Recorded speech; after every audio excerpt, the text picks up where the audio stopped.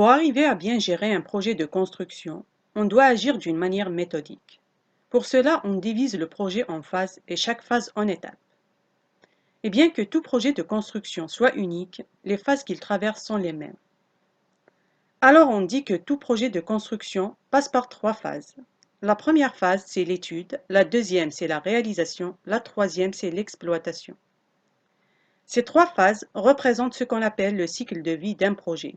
Dans cette vidéo, nous allons voir la phase étude. C'est la phase la plus importante du projet. Sa réussite implique la réussite des deux autres phases, donc la réussite du projet. Dans le cas des grands projets, cette phase dure plus longtemps que la phase réalisation. La phase étude est composée de 7 étapes. La première, c'est les études préparatoires, qui elle-même est composée de plusieurs sous-étapes. La naissance du besoin, le programme du projet, le financement du projet, la situation du projet, enfin le délai du projet. La première sous-étape, la naissance du besoin.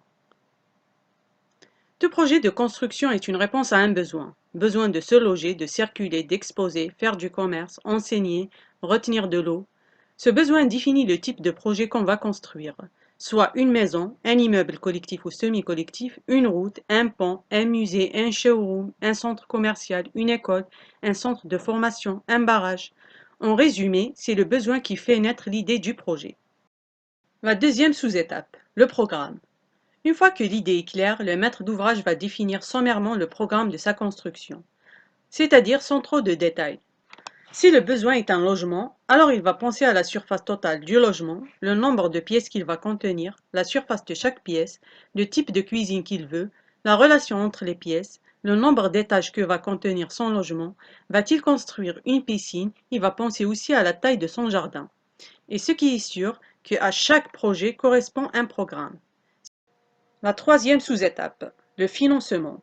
Le maître d'ouvrage doit penser à une solution pour financer son projet, soit par ses propres moyens, soit prendre un crédit bancaire, soit s'associer avec un autre constructeur. On passe à la situation du projet. La situation du projet est très importante et influe sur le budget et l'étude de faisabilité du projet lui-même. Le maître d'ouvrage doit avoir une première idée où est-ce qu'il compte construire. Est-ce qu'il va construire dans une zone urbaine, dans une zone rurale, sur un terrain qu'il possède, ou va-t-il s'acheter un terrain spécial pour son projet?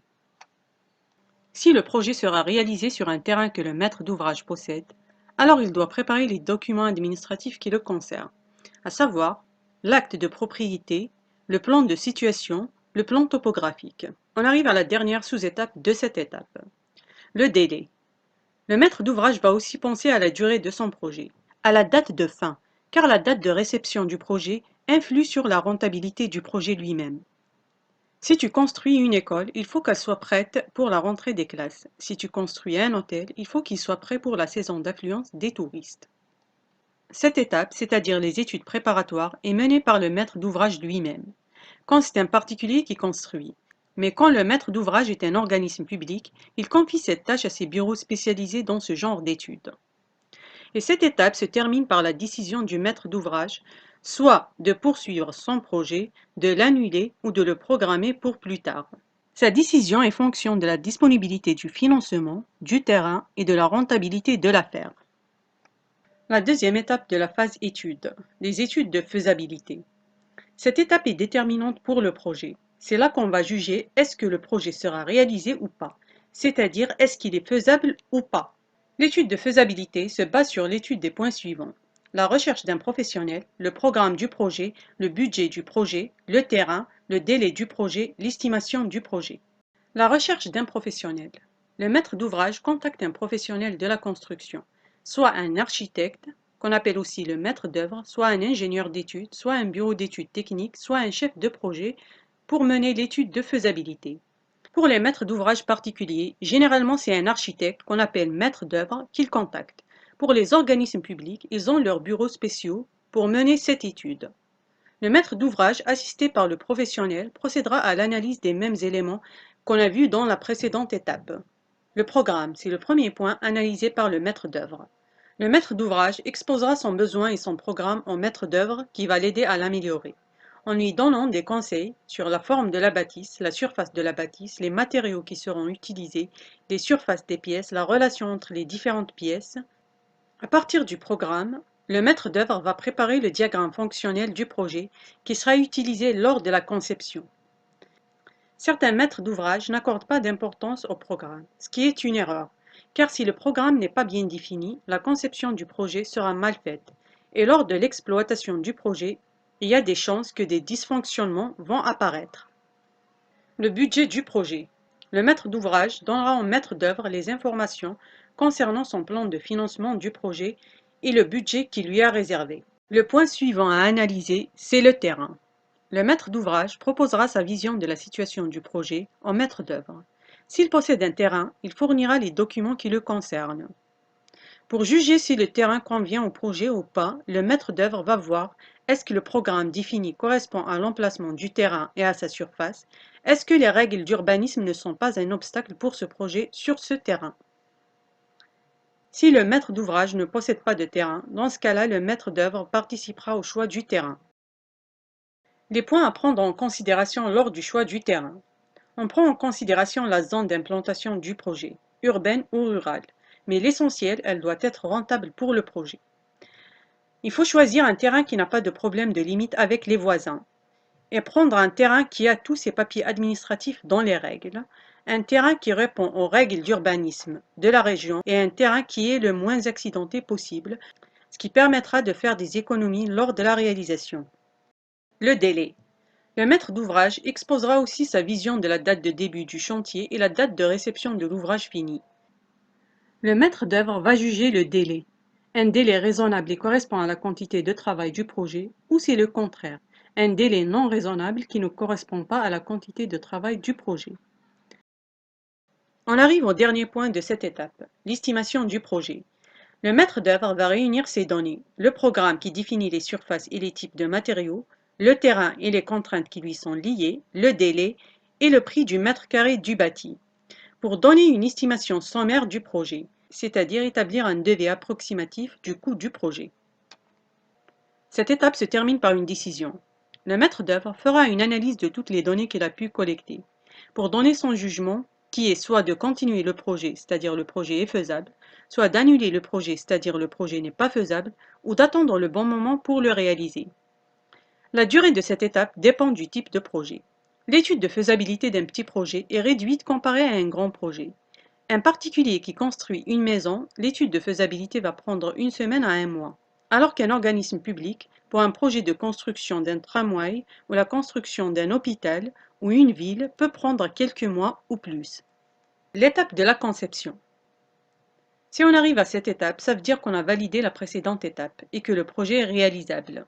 La conception passe par les sous-étapes suivantes. La recherche d'un maître d'œuvre, l'esquisse, la validation des plans d'architecture. La recherche d'un maître d'œuvre. Généralement, le maître d'ouvrage particulier, il va confier cette tâche de conception au maître d'œuvre qui a fait l'étude de faisabilité. Mais si le professionnel qui a fait cette étude n'est pas un architecte, alors il va devoir trouver un. Et lorsque le maître d'ouvrage est un organisme public, alors ce travail sera fait par ces bureaux qui sont spécialisés dans la conception. Ou bien, l'organisme public va lancer un concours pour le choix du maître d'œuvre. L'esquisse. Une fois le maître d'œuvre choisi, il va commencer par la préparation de l'esquisse du projet en se basant sur le programme et le diagramme fonctionnel du projet, le plan de situation du projet, les plans topographiques du terrain. La validation des plans d'architecture. Le maître d'œuvre exposera son travail, c'est-à-dire son esquisse, en maître d'ouvrage, qui donnera son avis et demandera peut-être des changements. À ce stade, le maître d'ouvrage peut effectuer des changements dans le programme, mais qui n'affectent pas l'idée générale du projet. Et le maître d'œuvre va refaire l'esquisse en respectant les directives du maître d'ouvrage, et cela jusqu'à ce qu'il s'entende sur un plan qui satisfait le maître d'ouvrage. En se basant sur l'esquisse, le maître d'œuvre va préparer les plans architecturaux du projet. Le maître d'ouvrage va les voir pour les valider, c'est-à-dire il va dire qu'il est d'accord et que ces plans répondent à son désir.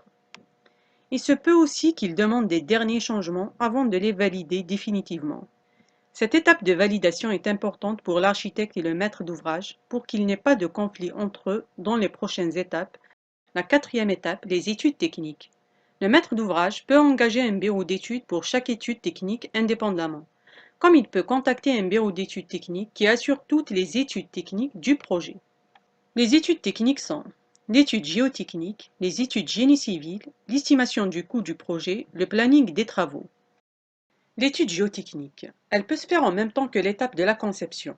Le laboratoire des études géotechniques visitera le site du projet pour une campagne de reconnaissance du sol qui aboutira à un rapport géotechnique qui comporte des renseignements indispensables aux études génie civil, parmi lesquels on cite la capacité portante du sol, la profondeur du banc sol, le type de fondation que le laboratoire recommande. Les études génie civil. Le bureau d'études techniques et son ingénieur reçoivent les plans architecturaux et le rapport géotechnique pour commencer l'étude de la structure. Cette étude mène au dimensionnement des éléments de la structure, au choix du type de fondation et les procédés de construction. À ce stade aussi, le maître d'ouvrage peut intervenir s'il trouve que les procédés de construction sont coûteux. Et l'ingénieur va lui proposer des solutions si elles existent. À la fin de l'étude, l'ingénieur prépare les plans d'exécution du projet, comme les plans de ferraillage, de coffrage et tous les plans qui se rapportent à l'exécution du projet, en commençant par les fondations jusqu'à la toiture. Il prépare aussi une description des matériaux recommandés, comme le dosage des différents types de béton à utiliser, la description du sable et des granulats à utiliser, le type de ciment qu'il recommande. Enfin, la description va jusqu'au moindre détail d'exécution. Estimation du coût du projet. Cette tâche est assurée soit par un ingénieur d'études, un maîtreur ou un technicien économe en se basant sur les plans architecturaux et les plans d'exécution, qui va préparer un devis quantitatif et estimatif détaillé du projet. Le planning de réalisation des travaux. Cette tâche est assurée toujours par l'ingénieur d'études, le maîtreur ou le technicien économe. Le planning des travaux prévoit une durée pour chaque tâche et détermine l'ordre de succession des tâches pour déduire à la fin la durée du projet et la date de sa réception. Le permis de construire. Le maître d'ouvrage doit obligatoirement déposer une demande de permis de construire avant de commencer la réalisation du projet sur le terrain. Ce document est une autorisation de construction que le maître d'ouvrage ou son représentant, qui est généralement le maître d'œuvre, demande au niveau de l'APC, qui après étude du dossier va l'autoriser ou non à construire. Bien entendu, en cas de refus, l'APC va expliquer les raisons et précisera ses réserves. Et le maître d'ouvrage, assisté par son maître d'œuvre et le bureau d'études techniques, feront l'étude des réserves et procéderont aux changements nécessaires, que ce soit dans les plans architecturaux ou les plans d'exécution ou dans un détail lié au code de l'urbanisme. Une fois les changements sont opérés, une nouvelle demande est déposée. La demande de permis de construction est composée de 3 dossiers, un dossier administratif, un dossier architectural et un dossier technique. Les principaux documents qui constituent cette demande sont l'acte de propriété du terrain, les plans architecturaux et les plans de génie civil. La 6e étape, le choix de l'entreprise. Le maître d'ouvrage va choisir une entreprise pour réaliser son projet.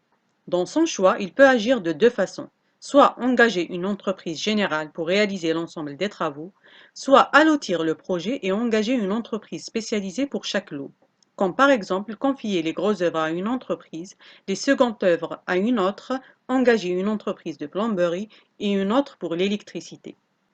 Chacun de ces 2 choix a ses avantages et ses inconvénients. Lorsque le maître d'ouvrage est un organisme de l'État, le choix de l'entreprise fait l'objet d'un marché public, tout en gardant le principe de choisir une ou plusieurs entreprises. Si le maître d'ouvrage est un particulier, plusieurs choix se présentent. Soit autoconstruire, c'est-à-dire le maître d'ouvrage va construire pour lui-même, soit choisir une ou plusieurs entreprises sans passer par un appel d'offres, soit choisir une ou plusieurs entreprises en passant par un appel d'offres. Cette étape, le choix de l'entreprise, nécessite la préparation de ce qu'on appelle le dossier de consultation des entreprises. Ce dossier est principalement constitué d'un cahier des clauses administratives particulières, un cahier des clauses techniques particulières, un bordereau des prix unitaires, un devis quantitatif et estimatif, les plans d'exécution, les plans architecturaux, les plans de la plomberie sanitaire, de l'électricité et de la climatisation. 7e et dernière étape de la phase étude, le suivi de chantier. Si le maître d'ouvrage est un particulier, alors il a plusieurs solutions pour le suivi de son chantier. Soit le maître d'ouvrage lui-même va faire le suivi des travaux. Dans ce cas-là, il doit se présenter chaque jour sur le chantier pour s'assurer de l'avancement des travaux. Mais lorsque le maître d'ouvrage ne comprend pas grand-chose au domaine de la construction, cette solution n'est pas vraiment bonne, en plus du fait qu'elle demande une présence régulière sur le chantier. L'autre solution, c'est de confier le suivi au maître d'œuvre, ce qui est le cas général. Le maître d'œuvre est la personne la plus apte à faire le suivi, car le projet appartient au maître d'ouvrage, mais l'œuvre elle-même appartient à l'architecte. L'autre solution, c'est d'engager un bureau d'études techniques ou bien engager un chef de projet. Si le maître d'ouvrage est un organisme public, le processus de suivi de chantier est géré par le maître d'œuvre et les services du maître d'ouvrage. On arrive à la fin de cette vidéo qui était longue, mais j'espère qu'elle était bénéfique pour vous. Dans la prochaine vidéo, nous allons voir la phase réalisation et la phase exploitation. Bonjour et bienvenue à tous les bâtisseurs qui nous suivent. Dans cette vidéo, nous allons voir la deuxième phase d'un projet de construction. Dans la vidéo précédente, on a vu que tout projet de construction est constitué de 3 phases. La phase étude, la phase réalisation et la phase exploitation. Et dans la même vidéo, on a vu en détail la première phase, qui est la phase étude. D'ailleurs, je vous invite à aller la regarder pour venir ensuite enchaîner avec nous par la phase réalisation. La phase réalisation, comme on l'a dit, est la deuxième phase d'un projet de construction. On peut l'appeler aussi la phase chantier. L'acteur principal de cette phase est généralement l'entreprise, et cela dans le cas du maître d'ouvrage public et dans le cas du maître d'ouvrage privé, qui a choisi d'engager une entreprise. Sinon, pour les maîtres d'ouvrage privés qui ont choisi de s'autoconstruire, alors c'est eux-mêmes qui se chargeront de cette phase. On a dit que chaque phase est composée de plusieurs étapes, et c'est le cas de la phase réalisation qui se divise en 7 étapes. La première étape, c'est la planification. Cette étape précède le début des travaux sur chantier. L'entrepreneur ou le constructeur ne va pas s'attaquer aux travaux du chantier d'une manière anarchique.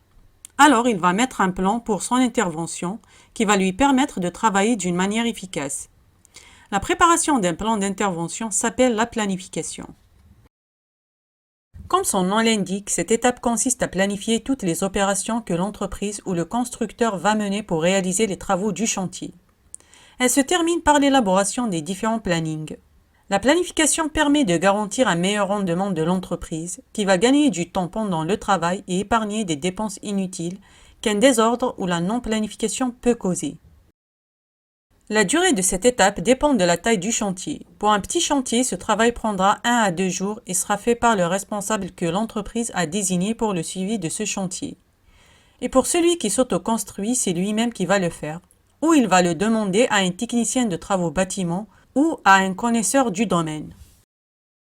Pour les grands projets, ce travail peut tarder de quelques semaines à 2 ou 3 mois.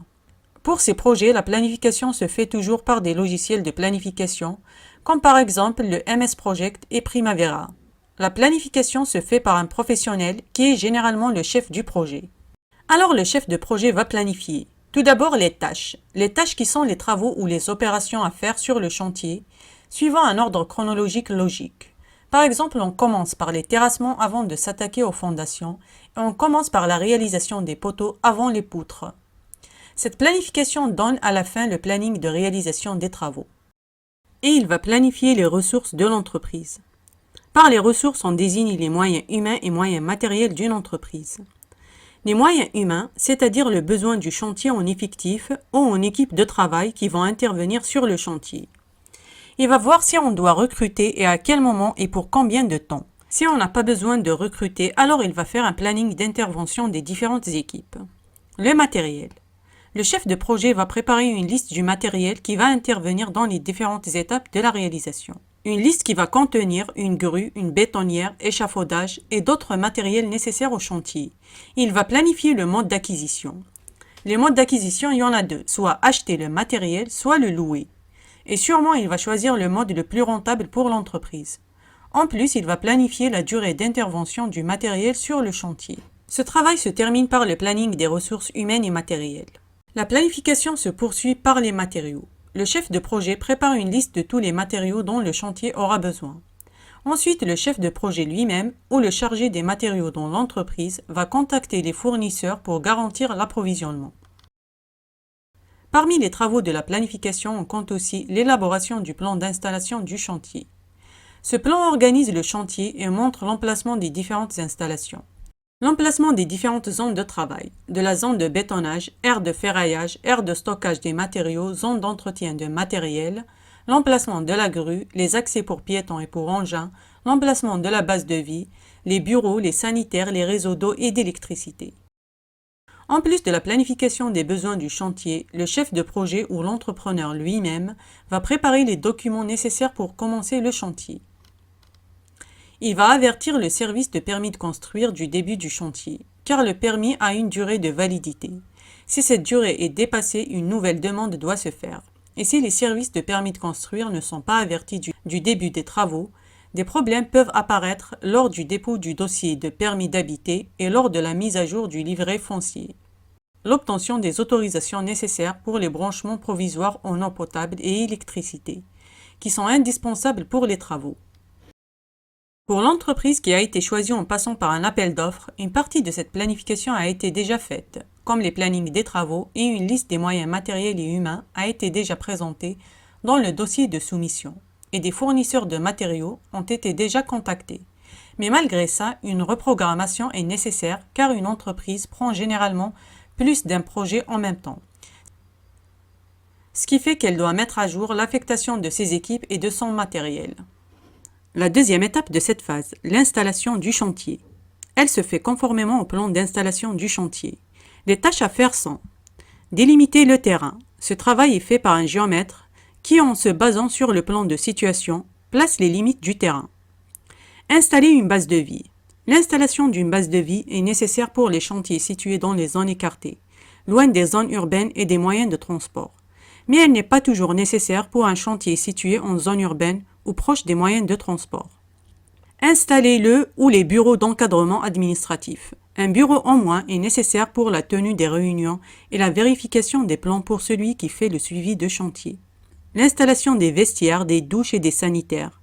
En cas où une base de vie complète n'est pas installée, alors il faut réserver un vestiaire, des douches et des sanitaires pour les ouvriers.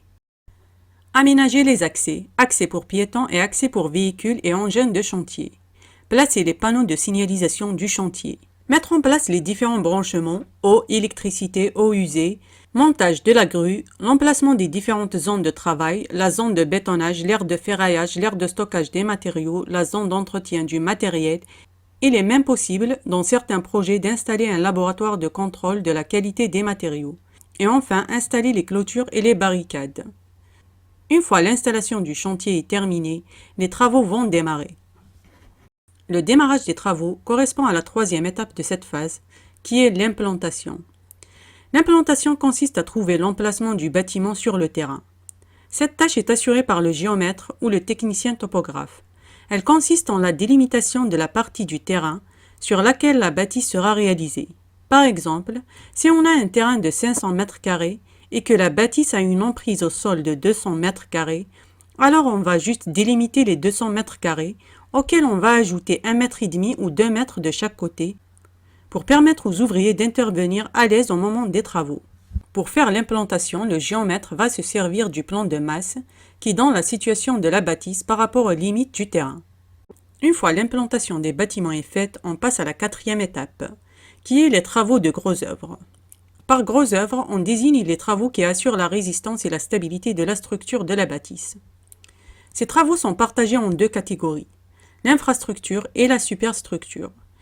On commence bien évidemment par l'infrastructure, qui désigne tous les travaux qu'on réalise en profondeur sous le niveau du terrain naturel. Pour les travaux d'infrastructure, on commence par les terrassements. Les terrassements. Terrasser, c'est extraire ou enlever des terres ou des roches, tout dépend de la nature du sol du terrain, pour ensuite les transporter et les mettre en œuvre, soit en déblai ou en remblai, ou bien les mettre en dépôt. Cette opération dépend de la forme du terrain et du type de sol à terrasser. Elle se compose des opérations suivantes. Tout d'abord, le décapage des terres végétales et leur mise de côté pour les réutiliser ou les transporter au dépôt. Ensuite, le traçage des axes du projet. Le géomètre repassera pour tracer les axes du projet et surtout tracer l'emplacement des fondations. Ensuite, c'est la réalisation des fouilles pour fondations. Les fouilles sont des trous destinés à recevoir les fondations. La profondeur à creuser dépend du type de fondation choisi pour l'ouvrage. Alors, les fouilles peuvent être des fouilles en excavation superficielle, des fouilles en rigole, des fouilles en tranchée, des fouilles en puits, des fouilles en pieux. Creuser le sous-sol ou le vide sanitaire s'ils font partie du projet. La réalisation des tranchées nécessaires au raccordement des différents réseaux, eau potable, eau usée, électricité et gaz. À la fin des travaux de terrassement, le passage du géomètre est indispensable pour la vérification des niveaux de terrassement des fouilles. On continue toujours dans l'infrastructure et on passe aux travaux de fondation. Les fondations. Une fois les fouilles sont prêtes, les travaux de fondation commencent. Et on commence par remplir le fond de fondation par le béton de propreté, poser le ferraillage de fondation, couler le béton des fondations, la réalisation des soubassements et enfin réaliser l'étanchéité des soubassements et des voiles s'ils existent. À la fin des travaux de fondation, l'étape infrastructure se termine et commencent les travaux de la superstructure. La superstructure. Les travaux de cette étape dépendent du type de portique choisi, mais les travaux se résument en le ferraillage, coffrage, coulage, des poteaux ou des murs porteurs, des poutres et des planchers. Ensuite, la réalisation des murs extérieurs et pour finir, la toiture en charpente ou en terrasse. Une fois la toiture est réalisée, les travaux de la structure résistante qui assure la stabilité de la bâtisse sont terminés.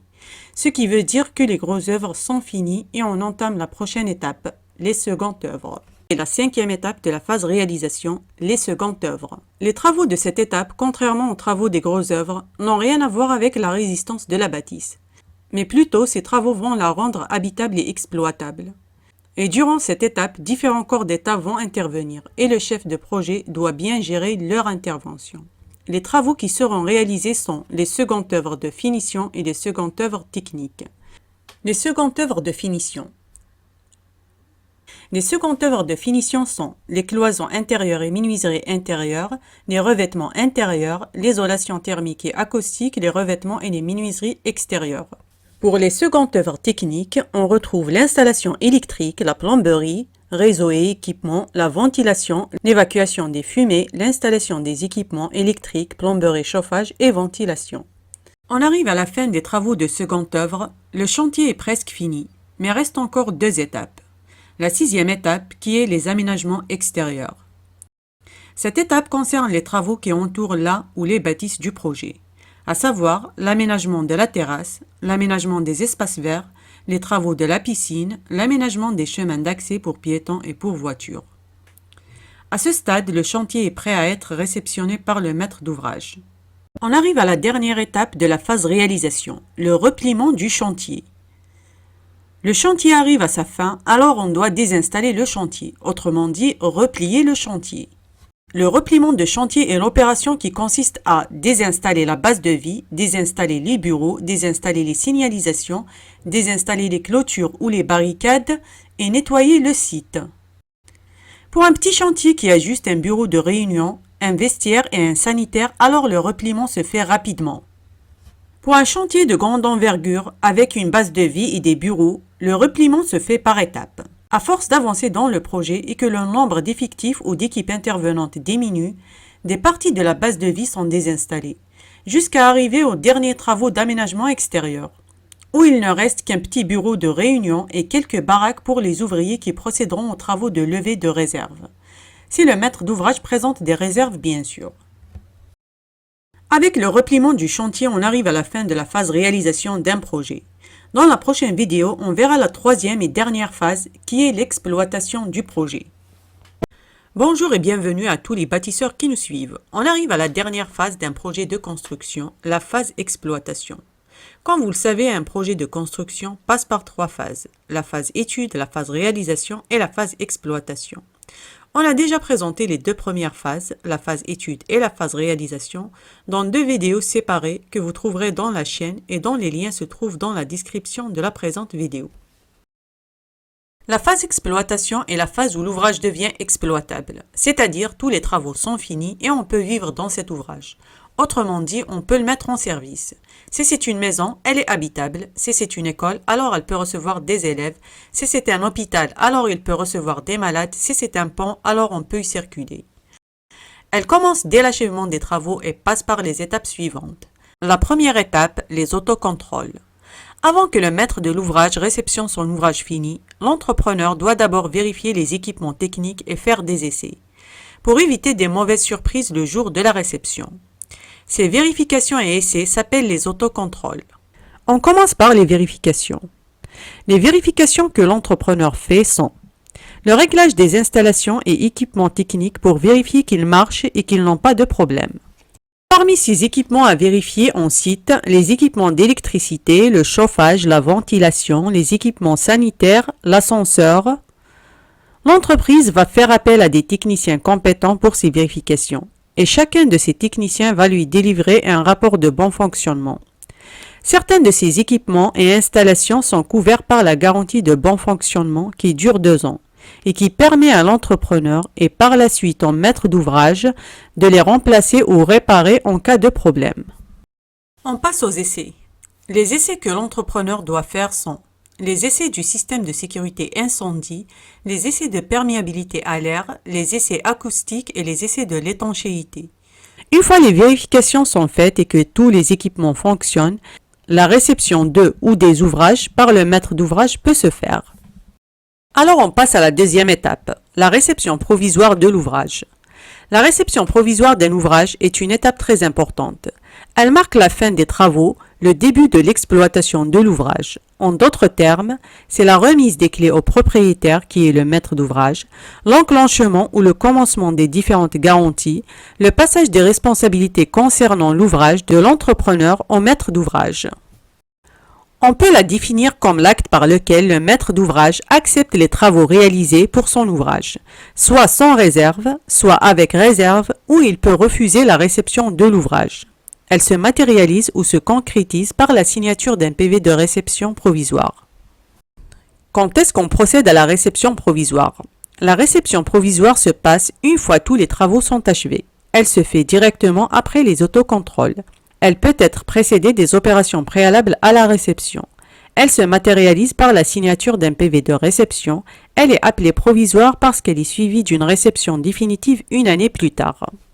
Qui est-ce qui demande la réception provisoire? Alors elle peut être demandée par l'entrepreneur qui considère qu'il a achevé les travaux. Alors il notifie le maître d'ouvrage par écrit et lui demande de fixer une date pour la réception de son ouvrage ou de ses ouvrages. Le maître d'ouvrage répond à l'entrepreneur par une notification fixant la date. Elle peut être demandée par le maître d'ouvrage qui considère qu'il est temps de recevoir son ouvrage. Le maître d'œuvre ne fait pas partie des acteurs qui peuvent demander la réception provisoire. Le jour de la réception ou le déroulement de la réception. Le jour prévu pour la réception, tous les concernés doivent se présenter sur le chantier, à savoir le maître d'ouvrage ou son mandataire. Sa présence est obligatoire et son absence implique l'annulation de la réception, car c'est lui qui va signer le PV de réception. L'entrepreneur ou le représentant de l'entreprise générale, si l'ouvrage est confié à une seule entreprise, ou les représentants des différentes entreprises spécialisées, si plusieurs entreprises sont impliquées dans le projet.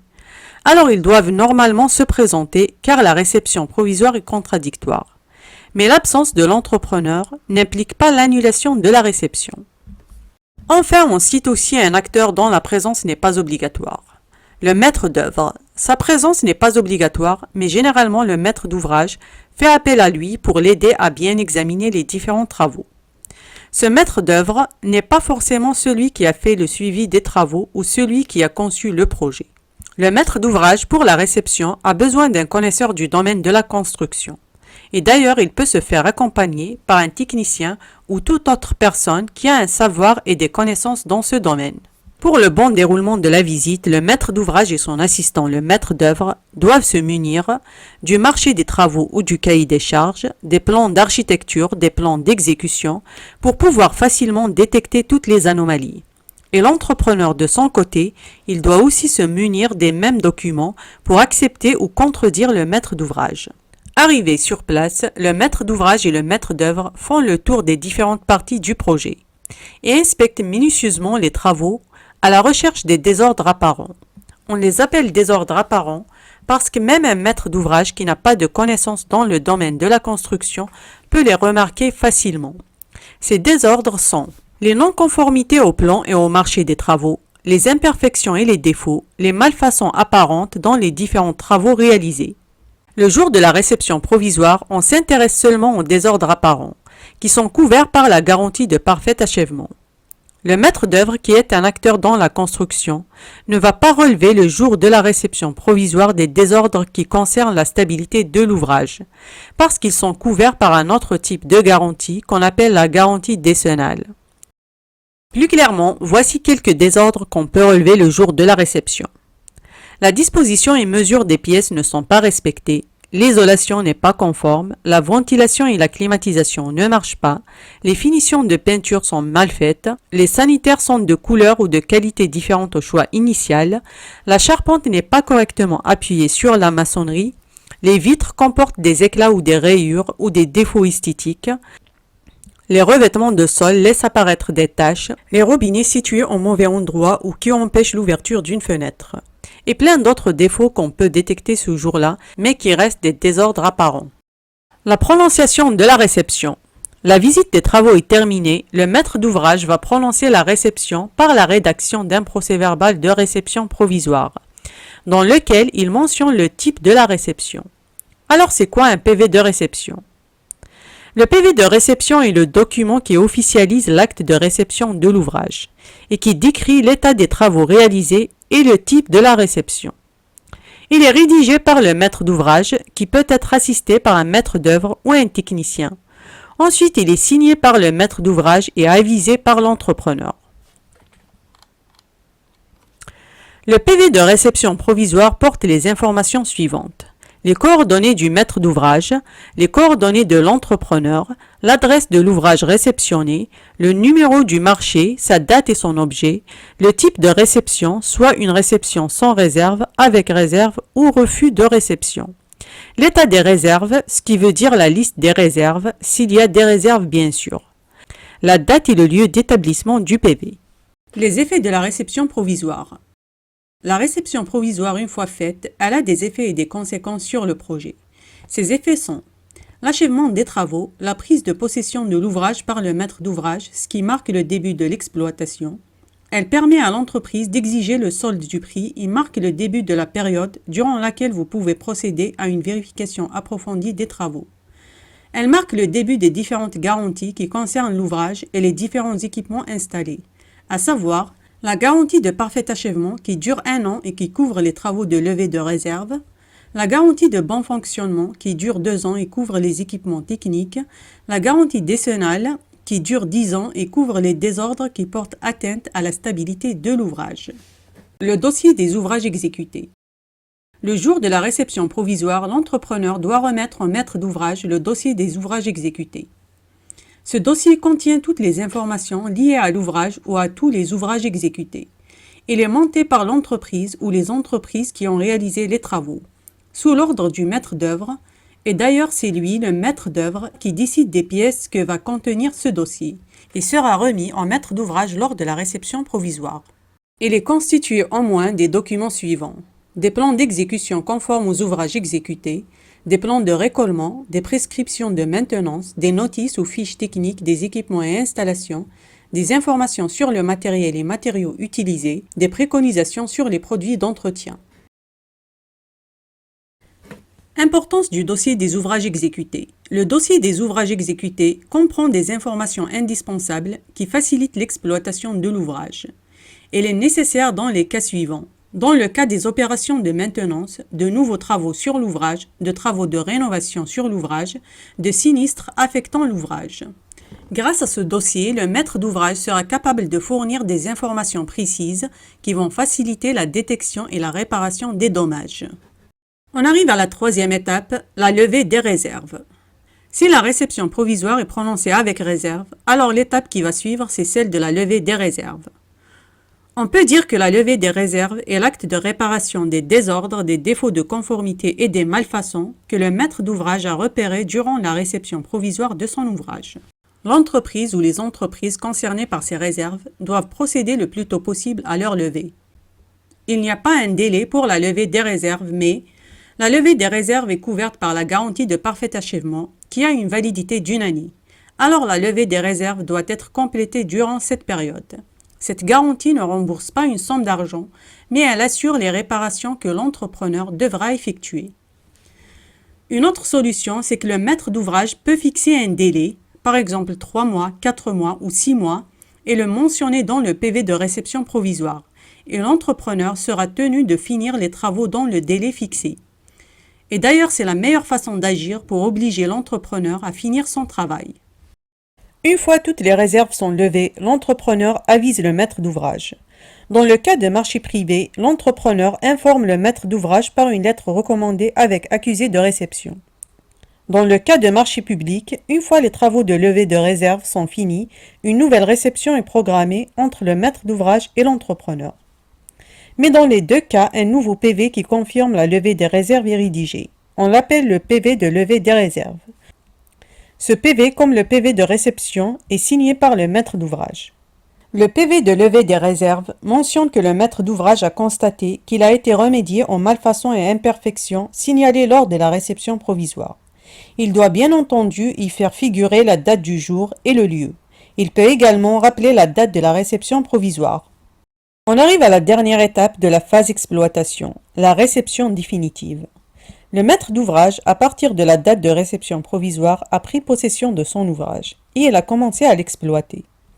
Alors il va essayer son ouvrage, quelle que soit sa nature, une maison, une école, un hôpital, un hôtel, pendant la période d'une année, qui est l'équivalent de 4 saisons. Cette période va lui permettre de constater l'état de l'ouvrage. Il va lui permettre de découvrir des défauts et des désordres non apparents. À la fin de cette année, une réception définitive est organisée toujours entre le maître d'ouvrage, l'entrepreneur ou les entrepreneurs, le maître d'œuvre si le maître d'ouvrage demande son assistance. Cette réception se concrétise toujours par la rédaction d'un PV de réception définitive. Les désordres que le maître d'ouvrage peut détecter ce jour-là sont des défauts apparus suite à une mauvaise mise en œuvre, une mauvaise qualité des matériaux utilisés, des dommages affectant la solidité de l'ouvrage, des dommages qui rendent l'ouvrage impropre à sa destination. On cite là quelques exemples réels. Des infiltrations d'eau dues à la mauvaise étanchéité, des dégâts des eaux suite à un problème au niveau des canalisations, un incendie dû à un défaut dans l'installation électrique, des dommages dans les grosses œuvres comme la toiture, la charpente, les murs, les fondations ou les dalles, des dommages dans les équipements indissociables du bâtiment. Tous ces désordres seront portés sur le PV de réception définitive. Mais l'entreprise n'a aucune responsabilité face aux dégradations dues à l'utilisation de l'ouvrage, comme par exemple l'apparition de saletés, les vitres brisées, les robinets et lampes cassées. Ce genre de problème ne sera pas porté sur le PV. Les effets de la réception définitive. La réception définitive a des conséquences sur l'ouvrage, en voici quelques-unes. Pour la garantie de parfait achèvement, elle a touché à sa fin. Pour la garantie de bon fonctionnement, il lui reste encore 1 an puisqu'elle est valide pendant 2 ans. La garantie décennale, qui a commencé avec la signature du PV de réception provisoire, il lui reste encore 9 ans. Il va assurer la réparation des désordres relevés le jour de la réception définitive. Enfin, la retenue de garantie, qui est généralement de 5 à 10% du montant du marché, elle est libérée lorsque les remarques signalées lors de la visite de réception définitive sont levées. À partir de la date de réception définitive, le maître d'ouvrage est seul responsable de son ouvrage. Il doit savoir bénéficier du confort que l'ouvrage lui assure, mais en même temps, il doit prendre soin de son ouvrage, l'entretenir et le préserver des dégradations.